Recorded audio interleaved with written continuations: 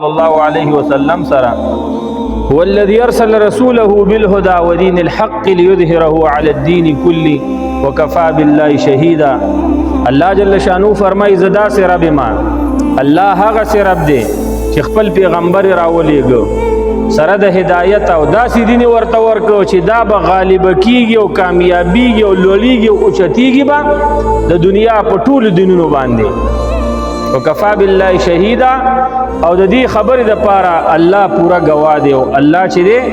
دا هر څه جوړون کې دی. الله جل شانه به دا دین غالب راول. الله جل شانه بل ذکر فرمایي ومن يبتغي غير الاسلام دينا فلن يقبل منه. هغه څوک چې د اسلام د دین نه علاوه د بل حق دین طلب کوي او دا ځان په حق غني دغه دین به دنه قبول نشي الا مگرم اسلام چې دغه سړی په اسلام دین باندې عمل کوي به بردنه اعمال دا قبلي.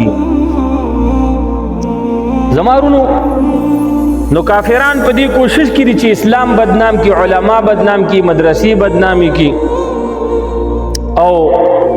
دا الله جل شانه کلام او رسول الله صلی الله علیه وسلم احادیث بدنام کی. خو الحمدلله دا نشي کولی. د اسلام د شروعنا تر اوسه پورې چې څومره باطل قوتونه د اسلام خلاف لګي دي الحمدلله وی د وخت د خپل زمانه سره الله جل شانه سر ټټی کړی دی او هلاک کړی دی او داسې پکې بیا راغلی چې اسلام ته غاړه خیره لکه صحابه د دور مطالعه چې وکړو د رسول الله صلی الله علیه وسلم په یو आवाज باندې ټول عرب مرګري شوي نه دي بلکې رسول الله صلی الله علیه وسلم ته تکلیفونه رسولي. رسول الله صلی الله علیه وسلم صحابه شهیدان کړي، صحابيات شهیدانی کړي، صحابه د کورونو نه ایستي، صحابه باندې روټيګانی بندي کړي. رسول الله صلی الله علیه وسلم د کور ایسته، د مکه مکرمه د خار ایسته، د رسول الله صلی الله علیه وسلم بدن زخمی کړي دي او دا غینو رستو بیا ځنې صحابه غوی بیا رستو مسلمانان شو ځنې عرب او په شروع کې خو رسول الله صلی الله علیه وسلم باندې به یو کس یو زنانه دو کسانو ایمان راوړل. دا څنګه د اسلام د شروع نه چې داریک بس د دنیا ګډ ته رسیدلې نه، دا د رسول الله صلی الله علیه وسلم مهنت او بیا د رسول الله صلی الله علیه وسلم نرستو او دا هغه په جون باندې صحابه او مهنت دغه دین چې دا زموستا ملکونو زموستا علاقو تر رسول دی الحمدلله. نو زمارونو اوس کافران غټ اعتراض دا کوي خپل خبره ترازم چې اسلام خزه ته پورا حق نه ورکړي یا د خزه چې کم حقوق ورته پکار دی او کم عزت خزه ته پکار دی او کم محبت خزه ته پکار دی او کم زندگی خزه ته پکار ده دا اسلام نه دا ورکړي. دا کفار وای په کفارو دا خبره دا باطل ده. ما درته مخکې ویلي داسې یو دین، داسې یو نظام، داسې یو قانون دا تاسو پیدا کوي چې خزه ته د اسلام عمر حق ورکړي لکه چې اسلام څومره حق خزه ته ورکړي دي چې دغه حق بل دین خزه ته وربخلي نو هغه میدان ته راوځي، هغه د مسلمانانو مقابله وکړي. زمارونو امریکایان ځانته د بشري حقوق استادان او ماستران او مشران وي او به خاص کر د خزو د حقوقو د دې ډېرې چغې وي چې رمن خزو ته ډېر حقوق ورکړي دي او خزې موږ ډېرې خوشاله کړي خو نه داسې نه ده. راځئ زه د امریکایانو نه یو تپوس کوم چې امریکایي ای کافرانو ای یهودو او نصاراو تاسو چې خزو حقوقو چغې وهئ تر اوسه پورې په امریکا کې وزیر اعظم خزه ولې رانغله ته چې وې چې مونږ خزي او سړی ته یو رنګ حق ورکړی دی اوسه پورې ستا په امریکا کې خزه وزیر اعظم نه دراغلی. ستا د فوج غټ پوسټونه او جرنیلان چې کوم دي دا ټول سړی دی خزه پکې نشته. تا خو خپل حق نه دی ورکړی. ستا د صوبو د ملکونو څومره گورنران چې دي دا سړی دی خزه پکې نشته. ستا په ملک کې چې په یونیورسيټي کې سړی استاد دی دغه تنخواه ډیره ده او چې خزه استاد دغه تنخواه د هغې په نیمه باندې ده کمه ده. ستا په هوټلونو کې چې څومره کاریګر دي د سړو تنخواه سیوا ده د ښځو کمه ده. او ستا په ملک کې چې څومره ظلم کیږي دا د زنانو سره کیږي د سړو سره نه کیږي بلکې د ښځو سره دومره ظلم روان دی چې زمونږ د علاقې نه تبلیغیان تلي وو غالبا د 1992 خبره ده 1990 کال تبلیغیان تلي وو نو امریکا کې هوټل کې ناستو روټۍ خوړله نو خو ټول کافران دي دا عیاشۍ شوقین دي وایي مونږ هوټل کې روټۍ ته کېناستو دې وخت کې یو ځوانه زنانه یو جینۍ راغلله او هغه خپل مخصوص لباس د ګډا اغوستی دی او سټیج ته د هوټل کې وختله او مونږه ناستې روټۍ خورو دا ښځه چې ده دا ګډېږي او دا خلک ورته ګوري هوټل کې خلک روټۍ خوري چیس کې او روانېږي هغې ته $1 $2 د خپو ته ور واچوي غیر اوچت کې جیب کې واچوي خو دا دمه چې دا په دې خپله ګډا کې کله کله موږ ته راوګوري زموږ دې ګیرو ته زموږ دې پټکو ته زموږ دې لباس ته موږ سره په لاس کې تسبیح دي او موږ په کومه طریقه باندې چې روټۍ ته ناست یو او په کومه طریقه باندې خوراک کوو نو دا زنانه چې دا ډمه د انګریزه دا وایي د دې ګډا په دوران کې موږ ته راګوري او موږ یې ټارګېټ کړي وو خو چې کله وایي دي دا خپل رقص او دا ګډا ختمه کړله ستړې شوله موږ ته راغله موږ ته راغله او خپلې طریقې سره ستړي مشي وکړل وایي چې کوم ملک یې د پاکستان څه کوئ موږ خو مسلمانان یو تبلیغ ته راغلي وو د څه دعوت ورکوئ د الله جل شانه د وحدانیت د رسول الله صلی الله علیه وسلم د رسالت د قرآن د دین اسلام د حق دین دعوت ورکو خوئ ما ته ویل چې ستاسو په دین کې ښځو ته حق ټیک میلاو شوی دا خلک خو وایي زمونږ خلک زمونږ کتابونه چې مسلمانانو ښځو ته حق نه دی ورکړی و مونږ ویل چې اوس موقع برابري اوس صحیح خبرې ته دی لاس واچو او ټیک دی چې دی راونیو وایي مونږ ورته ویل چې ښه دا تا چې دومره وګټل تا څو روپۍ واغستې دی ویل ما مطلب دا $10 پیدا کړل ولې ته ګډېږې څه چل دی ورونه دې نشته پلار نشته مور نشته وایي شته ټول شته هر یو د خپل کار پسې وځي وایي که زه چېرته هر سهار رانه شمه او دلته دا رقص او ګډاګانې ونه کړمه نو د هغې ورځ زما تشه ځي او ما ته بیا روټۍ نه میلاویږي زه به چېرته چا نه سوال کوم بس دا زما مزدوري ده زما کفیل نشته پلار زما ذمواري په دې ملک کې نه ده اخیستې زما رور زما ذمواري نه ده اخیستې زما مور زما ذمواري نه ده اخیستې زما تره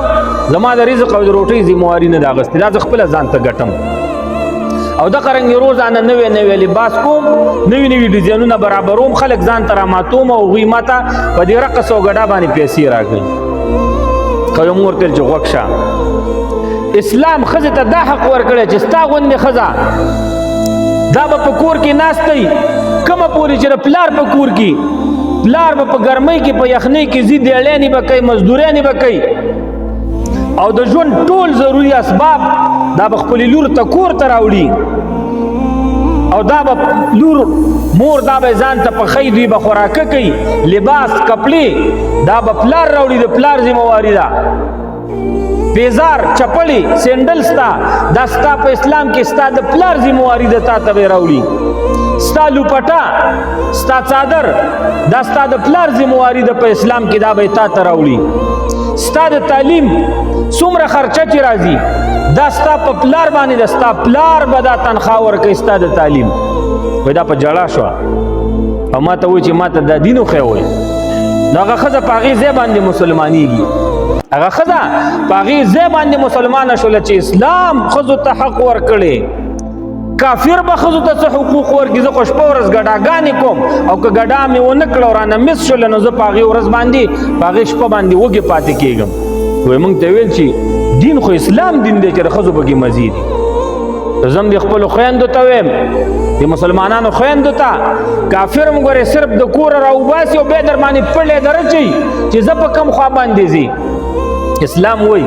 دا ښځه چې ده دا لال دی لال نه ملغلره دا خلک ډیر پټ ساتي یو کور ورته جوړ کي او د ریخمو کپړه کې تاوه کي او ډیره پټه ساتي او دا چې څومره د خلکو نظرونه په دې لګي د لال ملغلره باندې دا کمزوري کیږي، دا تتیږي، دا ډیم کیږي. نو خزم چې دا اسلام وای دا لال دې ملغلره دا به د کور په پرده کې دنه په کپړو کې پټه ناستئ، دا به بار نه وځي که بار ووته. څنګه چې د دې لال قیمت په ډېرو لیدلو سره په لاس کې اوښتو سره کمیږي، دقه رنګې د دې ښځې عزت احترام قیمت دا ګوره انتهایی درجه کمیږي. زمارونو اسلام ښځې ته ډېر حقوق ورکړي دي او که ته وایې چې زه یې نه منم نو راځه په دې کفري ملکونو کې وګرځېږه. ښځو ځانونه په مزدوریانو باندې مړه کړل، مړه.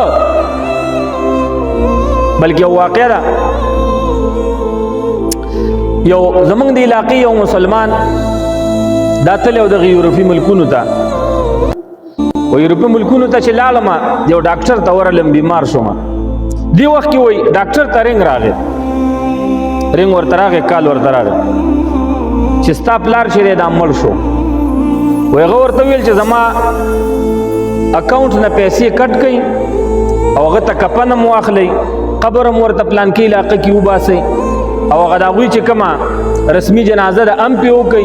او چې څومره خرچه لاله زما د پیسو نه کټ کړئ. وایي ما دې ډاکټر ته وویل دی کافر ته چې دا څوک و، انګلیش باندې زه پوهېدم. ما ته ویل چې دا زما پلار و او ما پسې رنګ وشو چې پلار دې مړ شو. په سوچ کوه هغوی به څه حق پلار ته ورکي، کم حق به مور ته ورکي، کم حق به ښځې ته ورکي، کم حق به خور ته ورکي. دا خو اسلام دی چې حق پلار ته ورکړی، مور ته یې ورکړی، خور ته یې ورکړی، ښځې ته یې ورکړی، لور ته یې حق ورکړی. وایي ما ورته ویل چې عجیبه خبره ده، پلار دې مړ شو نه په ژړا شولې، نه دې ورته خپله ډیوټي ماته کړه، ډاکټري دې پرېښوده، نه یې جنازې ته ورلې، نه دې ورته کفن ورکه، نه یې غسل ته ورلې، نه دې ورته قبر ویسته، او بس صرف د پیسو مسله و چې پیسې زما د اکاونټ نه کټ کوي. زمونږ دغه رواج دی. یو بله واقعه درته ویم، په امریکا کې 2 کاله په یو عدالت کې یو کیس چلیږي. یو کیس څه کیس چلیږي تاسو څه وایئ؟ د مړي کیس نه دی، د غلا کیس نه دی،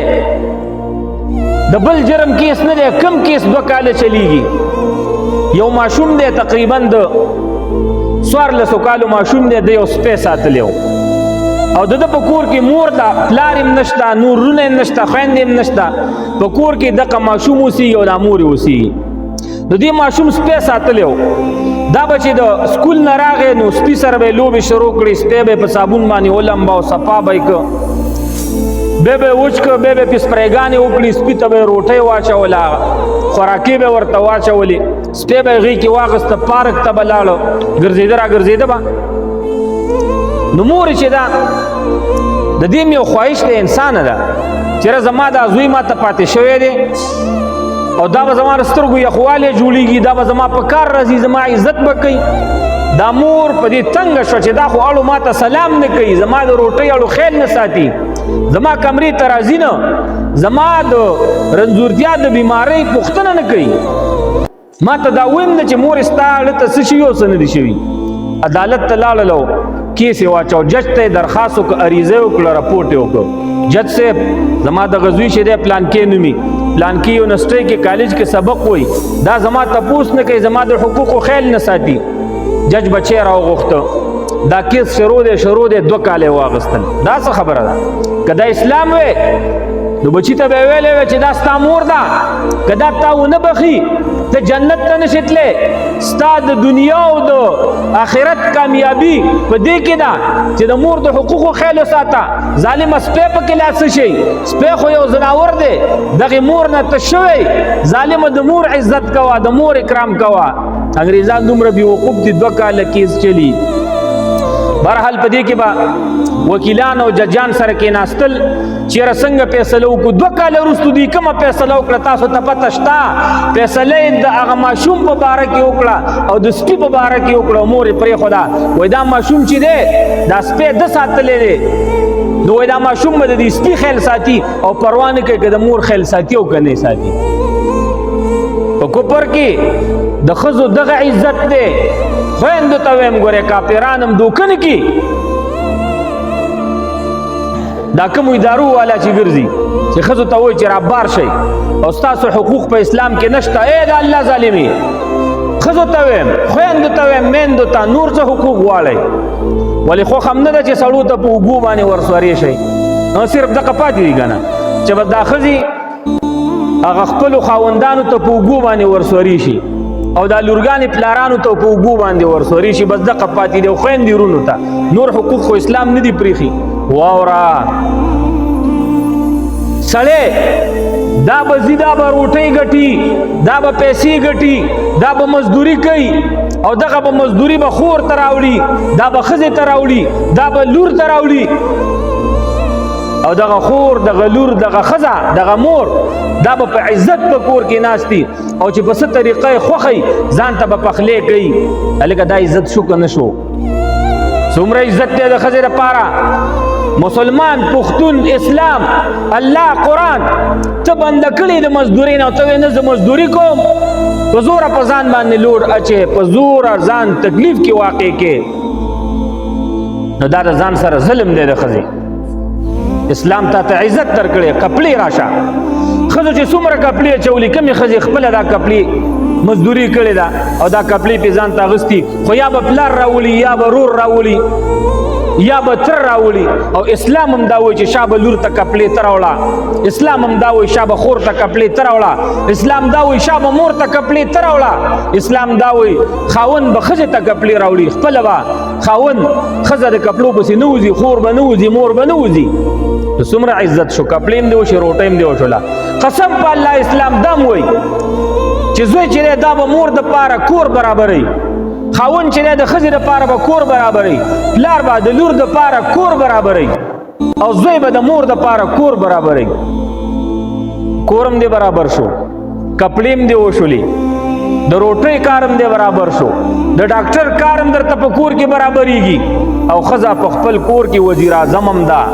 هلکه د کور چابیانې چا سره تاسو ته ویم؟ زنانو سره یې که نه، د مور سره یې، د ښځې سره یې، د خور سره یې. نو د سړي ټول اختیارات ستا په لاس کې دي، الله د سړي ټول اختیارات تا ته درکړي دي،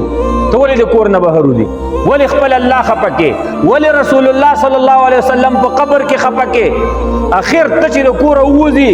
نو معاشره به کومه ترقي وکړي؟ زه وایم معاشره به ډېر غټ فساد کې واقع شي. نو ښځه ته چې اسلام کوم عزت ورکړی دی، والله العظیم دا یو دین هم نشي ورکولی. زما رونو، رسول الله صلی الله علیه وسلم چې کله پیغمبر شوی نو د دې نه مخکې به ما درته بار بار ویلي، عربو د ټولې دنیا خلکو دوی به د ښځو سره انتهایی درجه ظلمونه کول، بلکې ښځه به انسان هم نه ګاڼه. هغوی به ویل دا یو کسیب، یو شیطان، یو ګنده روح دی، صرف سړی به خپلې فایدې اخلي، خپل کارونه به پې برابرۍ او نور به د خرو، د غواګانو او د سنډاګانو د سپو غوندې پاخور باندې تړلي. زما رونو، رسول الله صلی الله علیه وسلم مجلس کې تشریف فرمانې او قیس ابن عاصم د بنو تمیم قبیلې سردار دی، دا ورته راشي، ورته وایي د الله رسوله منگ با د بوتانو عبادت کاو، د الله رسوله منگ با د تیگو عبادت کاو، منگ با د ونو د بوټو عبادت کاو، منگ با ظلمونه کول. خدای د الله رسوله چې تا الله راولیږلی، د الله رسوله وایي منگ با دومره ظلمونه کول چې ما خپلې لونه چې دي دا ژوندی خښې کړي دي. وایي د الله رسوله یو قصه درته کوم چې الله به مې ماف کړي که نه. د الله رسوله وایي زه پلانکي ملک ته د تجارت دپاره تلم او وایي زما د ښځې ماشوم دی په ګېډه باندې حملې دی، نو ما ښځې ته دا وصیت وکړه چې زما ښځې زه خو د کوره وځم تجارت دپاره ځم، کال به نه یم، 2 کاله به نه یم، 10 کاله به نه یم. نو ګوره کالک وشو د ښایسته حفاظت یې کوه، او که جینۍ وشوله نو ګوره چې ژوندۍ ښخه کې پرې نه دي، مړی که ختمه که چا به څه کول؟ امام رازی صاحب په خپل تفسیر کبیر کې لیکلي دي چې دوی به څه کول؟ یا به لونه د دې وجې نه وجلي خپل بچي چې دوی زمونږ په مال کې شریکېږي، دوی به موږ سره روټۍ خوري، دا دومره روټۍ به د کوم ځای نه نلم. زما او ستا عقیده داسې ده، خاندانی منصوبه بندی دې ته وایي که نه. 2 بچے سب سے اچھے. هلکه رسول الله صلی الله علیه وسلم فرمایي تزوجوا الودود الولود فإني مكاثر بكم الأمم يوم القيامة. دا هغه زنانو سره تاسو ودونه وکړئ چې هغه ډیر بچي راوړي، ځکه د قیامت په ورځ باندې به زه په تاسو فخر کوم، په نورو پیغمبرانو، په نورو امتونو، چې زما امت ډیر دی ډیر، او چې بچی دې ډیر راوړل نو د رسول الله صلی الله علیه وسلم سره دی په دې فخر کې مرسته وکړه. رسول الله صلی الله علیه وسلم به د قیامت په ورځ باندې دغه سړي دغه ښځې ته چې ډیر مسلمانان بچي راولي په خپل لاسونو مبارک باندې د کوثر اوبه ولې نه ورکوي؟ خامخا به یې ورکوي. زما رونو برحال دغه قیس ابن عاصم د بنو تمیم سردار دا وایي زه لاړم مسافرۍ ته، څلور پنځه کاله بعد کور ته راغلم. چې راغلم نو څه ګورم چې په کور کې یو ماشومه ده. وایي ما ورته ویل چې دا څوک ده؟ وایي ما ته وایي چې دا د پلانکۍ ښځې لور ده. نو وایي ما ورته ویل چې ښه. وایي زه ګورم دا ماشومه څارم، ډېره ښکلې ماشومه ده، ډېره هغه اخلاقي ماشومه ده، ډېره هوښیاره ماشومه ده، د الله رسوله ګرځي راګرځي. وای ما ته پته ولګېدله چې دا ماشومه خو ډېر وخت شو چې زه راغلی یم او دا کور ته نه ځي، څه چل شته. ښځه مې راوغوښته چې زما ښځې راشه دا ماشومه څوک د ټیک خبره کوه. وایي هغه ما ته په ژړا شوله چې ستا د هیرې نه ما دا د ترور کره لېږلې وه، هلته به کله کله زه ورتلم، پی به مې ورکولې. ما ویل چې نن به ته راځې، سبا به راځې، ستا د راتلو خو ما ته پته نه وه. دا څلور پنځه کاله وروستو ته رالې، دا د ترور کره غټه شوې ده، خو دا ما پیژني چې دا زما مور ده، دا د خپل کور پیژني چې دا زمونږ کور دی، زما خاونده دا ستا لور ده. وایي زه م خوشحاله شوم چې زه لور دې غټه شوې ده، نو چونکې زه خو د قبیلې سردار وم، د دې نه یارېدم چې ما ته به د خپل عرب ملګري پیغور راکوي چې ستا په کور کې لور ده. ته څنګه سرداري، ته څنګه مشري، ته څنګه بادشاهي، ستا دا لور به بله ورځ بل ته ودیږي او ته به سرداري کې، ته به ملکي او خاني کې. وایي دې خبرو چې دې زه راوپارولم د الله رسوله. وایي لور به م را سره مینه کوله او ما به م ورسره مینه کوله، خو وایي کله چې دا غیرت او دا عربیت دا جاهلیت په ما کې راوچت شو د الله رسوله، نو وایي ښځې ته مې یو بانه جوړه کړه چې پلانکي علاقې ته ځمه، هلته د چا واده دی، پارټي ده، او دا لور مې پاکه ساکه ولم به ودام ځان سره به وځم. د الله رسوله وایي ښځه هم را باندې پوه شوه. ښځه راته خپو ته را پرېوته چې ګزاره وکړه ستا لور ده، ګوره هېڅ څه م ورته ونه وی. وایي دا ماشومه ما سره په مینه او محبت را روانه شوه، لور پلار سره ډېره مینه کوي. وایي څنګه چې یو لور د خپل محبت کوونکي پلار سره مینه کوي، د لور هم ما سره مینه شروع کړه، پاکې کپړې د الله رسوله واچولې او ما سره را روانه شوله. وایي ما ځان سره یو کوداله راواغېستله. وایي ما ویل چې لورې ته څه خوشحاله کېږي، اوس به زه تا خښوم، اوس به زه خپل ضد پوره کوم، اوس به زه خپله خاني او غیرت ښکاره کوم، زما لورې زه تا نه پرېږدم. وایي لور را سره را روانه ده، اما نه تپوس کوي چې پلار جانه چېرته مې بوځي؟ وایي زه د غصې نه جواب نه ورکوم. ما ته وایي پلار جانه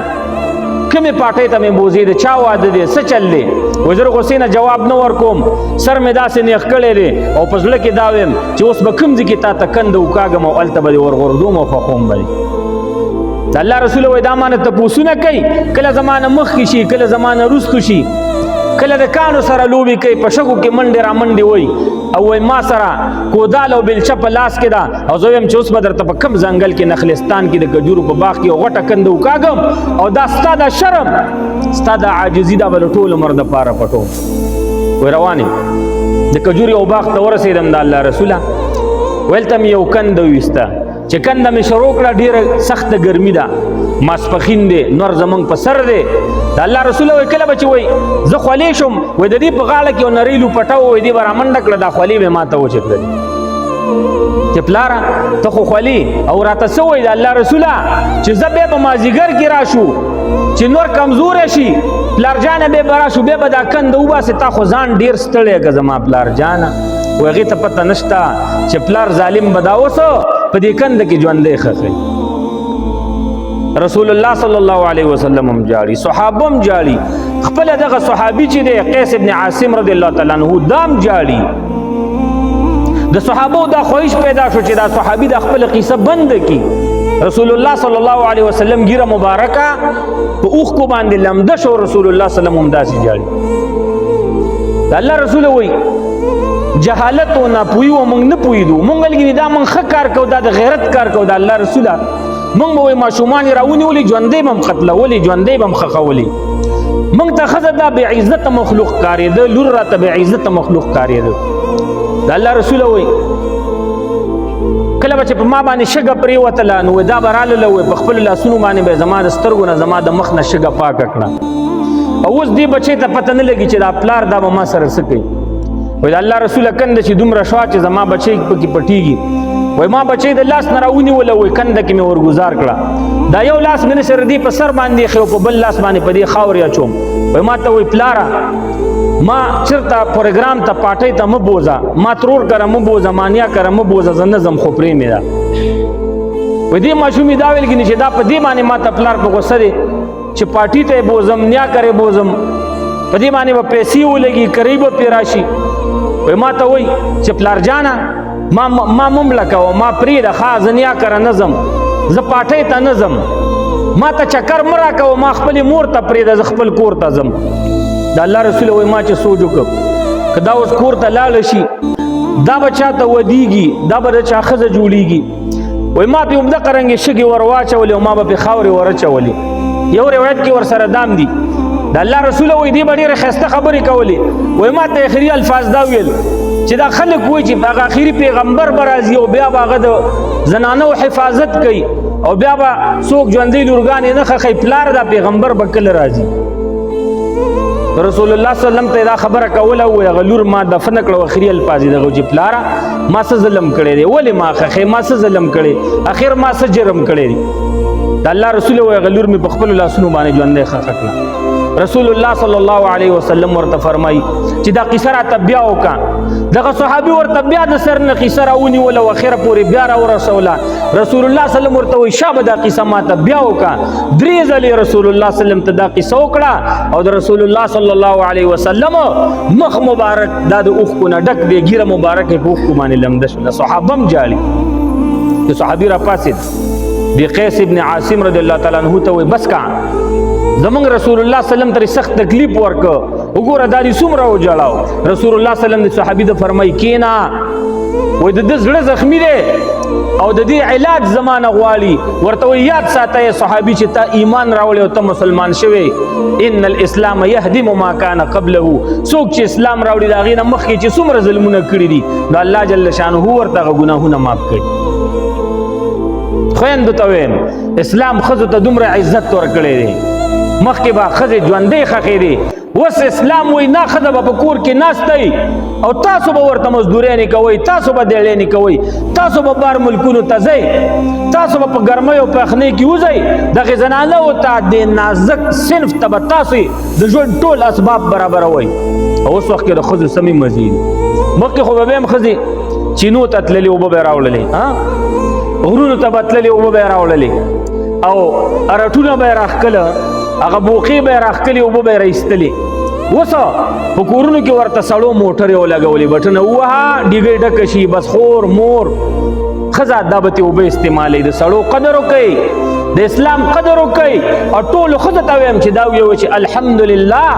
چې الله جل شانه قرآن راوړو الله پیغمبر راولېږه او الله جل شانه دین راولېږه چې موږ له عزت راوباخه دی قرآن دی پیغمبر دی دین دی اسلام دی الله موږ ته عزت راوباخه زما رونو یو بل صحابي رسول الله صلی الله علیه وسلم ته راځي دحیه کلبي رضی الله تعالی عنه دحیه کلبي رضی الله تعالی عنه دا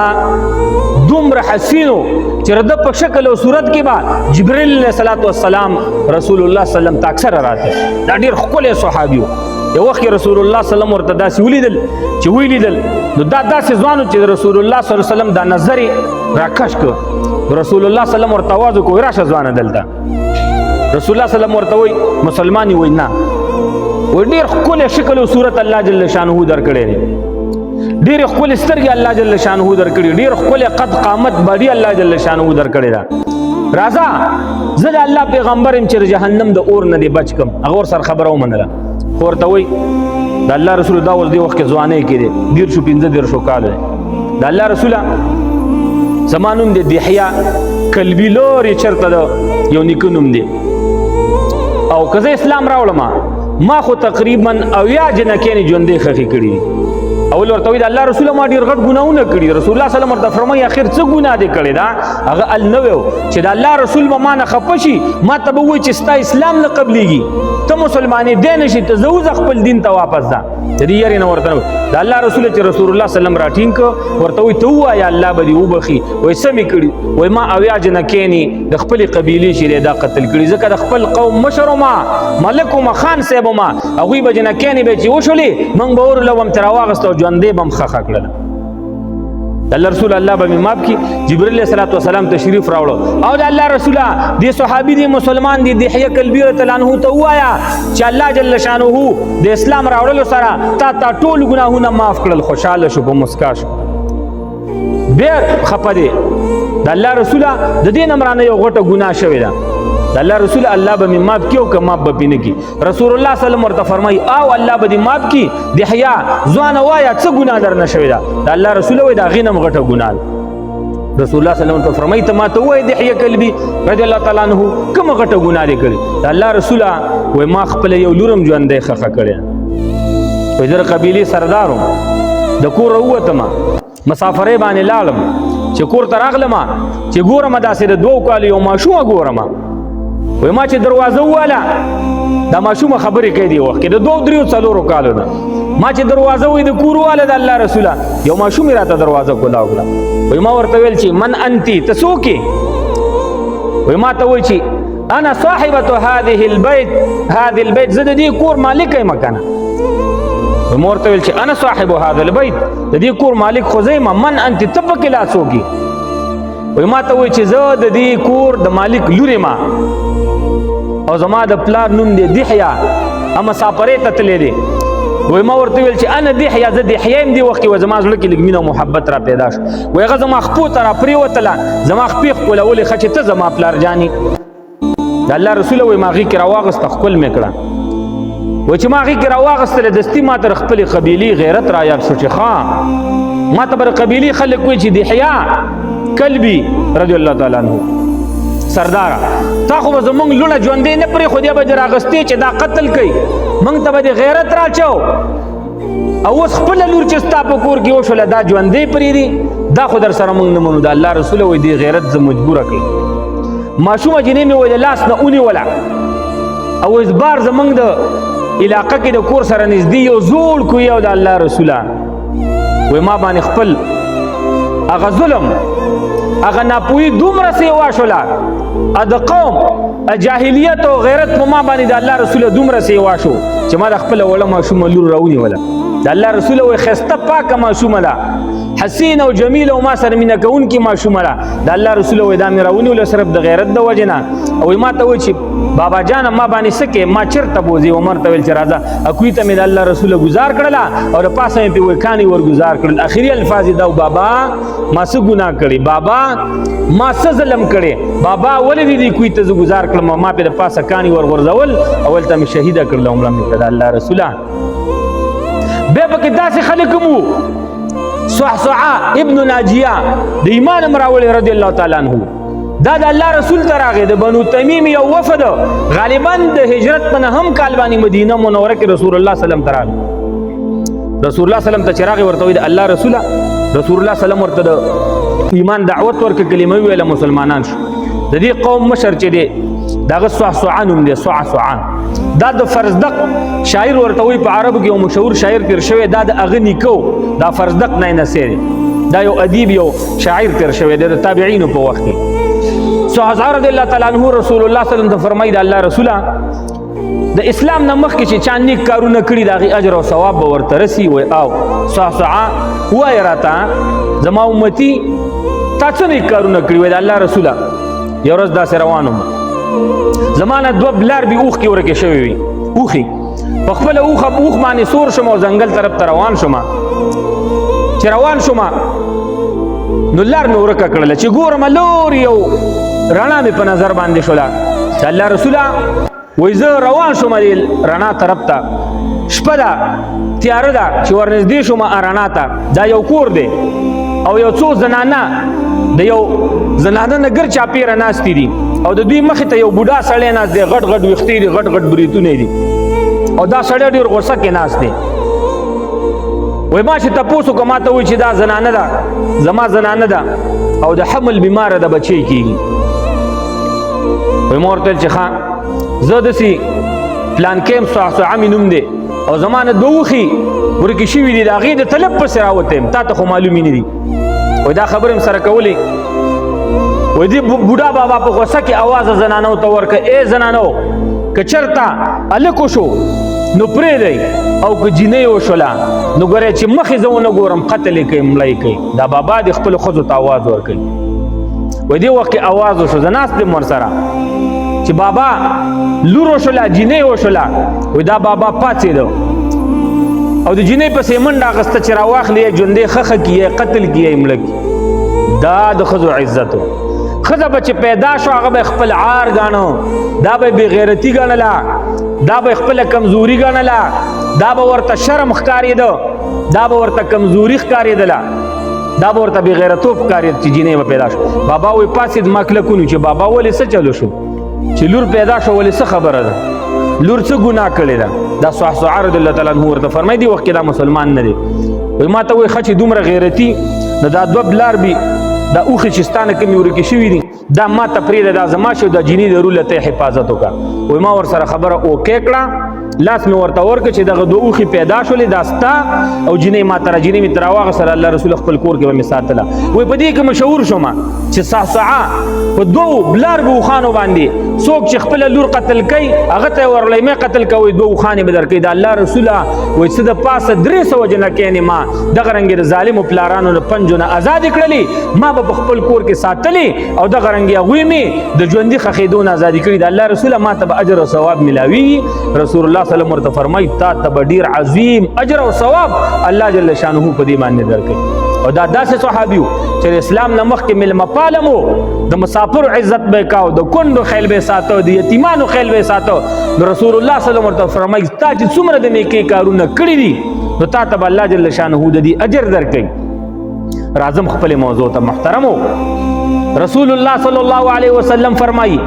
بهترینه ښځه هغه ده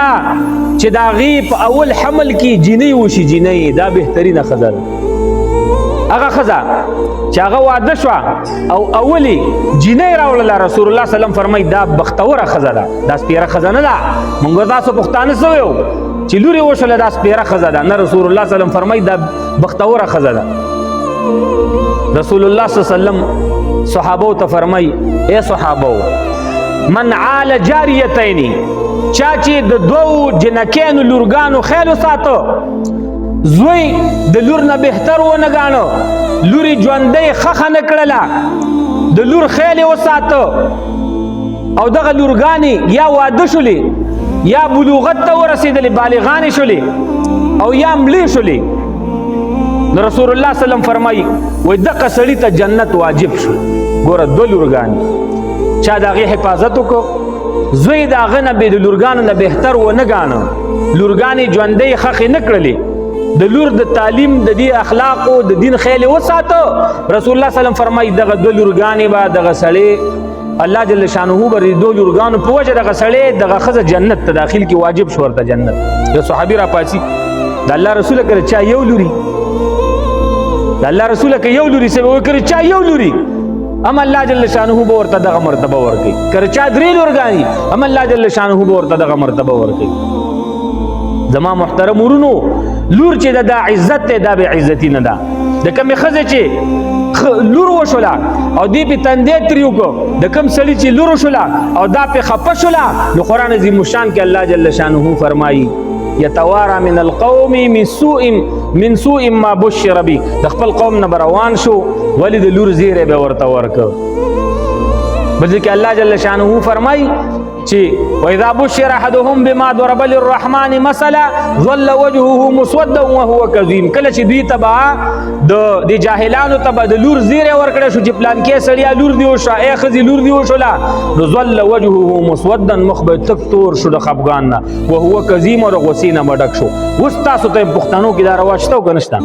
موږ تاسو پښتنو کې شته چې لوري وشي وای دا خو څلورمه لور ده دی پنځمه لور ده دی لسمه لور ده په هغې باندې خفه شي د قرآن عظیم الشان د دغې آیات مصداق به ګورې ښځه او خاوند وګرځېږئ. الله جل شانه د حمد او ثنا ووایه چې په څو وخت کې زما او ستا نه انسان پیدا شي. قسم په الله دا خو لا پرېږده چې هلک دی او که جینۍ ده چې چېرته سپی زموږ او ستاسو نه پیدا نه شي زناور پیدا نه شي خره رانه پیدا نه شي خنزیران رانه پیدا نه شي ځکه عملونه زموږ او ستاسو ډېر روان دي. نو چې انسان در نه پیدا شو او په بدن باندې په اندامونو باندې روغ دی د الله جل شانه حمد او ثنا ووایه. عایشه رضی الله تعالی عنها کور کې ناسته ده یو زنانه راغله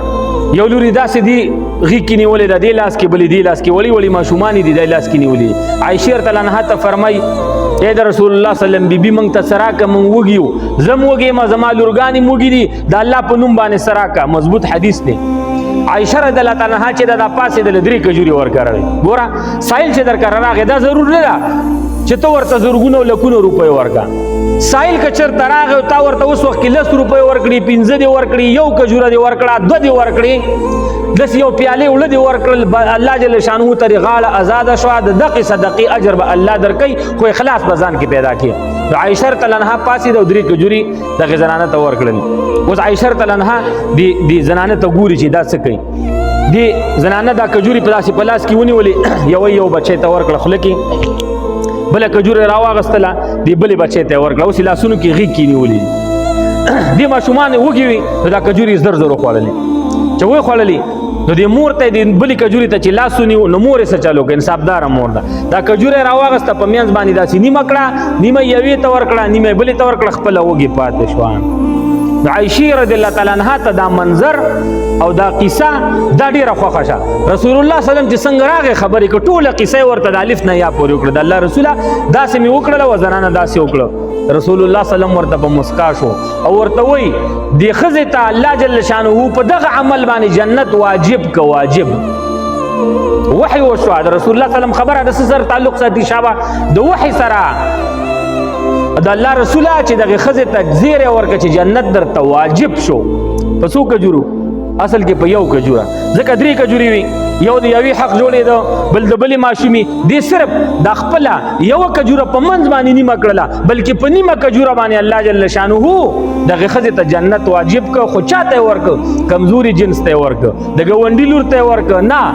چا ته یې ورکه خپلې لور ته یې ورکه او جنت دې واجب شو. نو ای خورې تا ته وایم که چېرته دې د خپلې لور دومره عزت وکړه او خیال دې وساته چې نیمه کجوره دې بې وخوړه قسم دې جنت به درته واجب شي. ای پلاره که د خپلې لور عزت دې وکړه او نیمه کجوره دې په اخلاص باندې وخوړله په دې نازک صنف باندې د رسول الله صلی الله علیه وسلم پر امتۍ باندې د الله په دې بندګۍ باندې نو الله جل شانه به درته جنت واجب. الله دې ول ماته یا تاسو ته د څو خبرو باندې عمل کولو توفیق را نصیب کړي. وصلی الله تعالی علی خیر خلق محمد وعلى آله واصحابه اجمعین.